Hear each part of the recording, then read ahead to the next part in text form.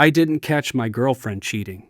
At least that's not how it felt in the beginning. What I caught was myself pretending everything was fine, over and over, convincing myself that my worries were irrational, that I was imagining things, that trust could be enough to shield me from the truth. But it wasn't. It started innocently. She mentioned a coworker once or twice, laughing off how funny he was, how he understood her sense of humor. I didn't feel threatened. I trusted her. I trusted us. That was my first mistake. We'd been together for 4 years. 4 years of small routines that felt comfortable, waking up together on weekends, making breakfast, joking about ridiculous things only we understood, binge-watching shows until late at night, planning future trips in half-serious conversations. Our love wasn't flashy, it was ordinary, safe. And that's exactly what made me blind to the warning signs. The first subtle shift I noticed was her phone. It stayed on her nightstand more often, sometimes face down, sometimes vibrating with a message she would quietly check before I even noticed. I thought little of it. Everyone deserves privacy, right? But little things began adding up. Messages at odd hours, a smile that wasn't meant for me, long silences when we talked about our day. At first, I rationalized it. She had a stressful job. She needed someone to vent to. I had nothing to worry about.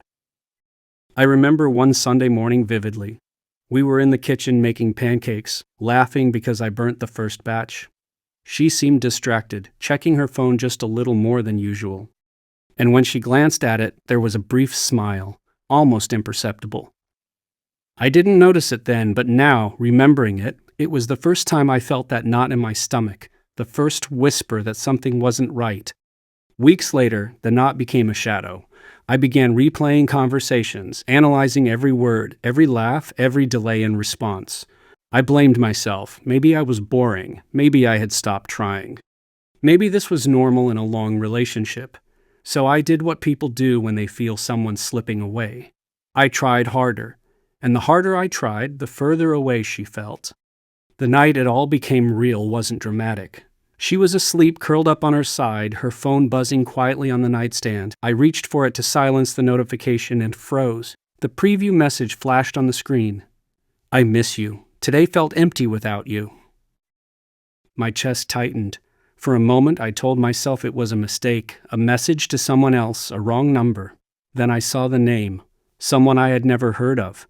My heart sank. But even then, I didn't wake her. I sat there, staring at the ceiling, listening to my own thoughts echo in the quiet apartment. I didn't confront her, not immediately. I wanted to be sure, so I waited. I watched. I noticed more. Messages at the same times every day. Slightly different tones in her voice when she mentioned him. She laughed more at her phone than at my jokes. She leaned in when she texted, something I used to see only when she laughed at me. The emotional betrayal became unbearable before anything physical happened. I felt replaced in the smallest, cruelest ways. A message that made her smile more than anything I said, a joke only they shared, plans made quietly behind my back. I remembered old memories differently. Moments I thought were special between us now felt rehearsed, hollow, as if she had already reserved her laughter and attention for someone else. When I finally asked her about him, she smiled that casual, dismissive smile and said, "You're overthinking." You're overthinking. That hurt more than the truth ever could. Because gaslighting is a kind of betrayal, too. It makes you doubt your own reality. And I did doubt it, for weeks, even as the evidence became undeniable. Eventually, I read the messages I wasn't supposed to. There were inside jokes, personal conversations, small future plans. Nothing explicitly physical yet, but every word pushed me farther away, made me realize that she had already given pieces of herself to him that used to belong to me. And worse, she didn't even notice she was doing it. Or perhaps she did and didn't care. There's a moment in relationships when love stops feeling warm. That's when you know. I wasn't competing with another man for her body. I was competing with the person she had become emotionally without me. And I was losing. I didn't yell. I didn't accuse. I just told her I was done. She cried. I didn't. Because I had already mourned the relationship alone, in quiet moments, in overthinking at night, in replaying small details that I had once thought were insignificant. The aftermath wasn't dramatic either. I didn't break down, and I didn't immediately move on. I reflected. I healed quietly. I understood that cheating isn't always physical. Sometimes it's giving someone else the part of your heart you used to give your partner while convincing yourself you're still faithful. She said she never cheated.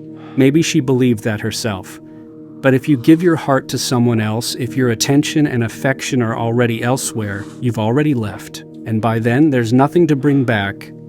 I learned that trust is fragile, that love can disappear in silence, that betrayal isn't always obvious, and that sometimes the person who leaves you emotionally is gone long before they leave you physically.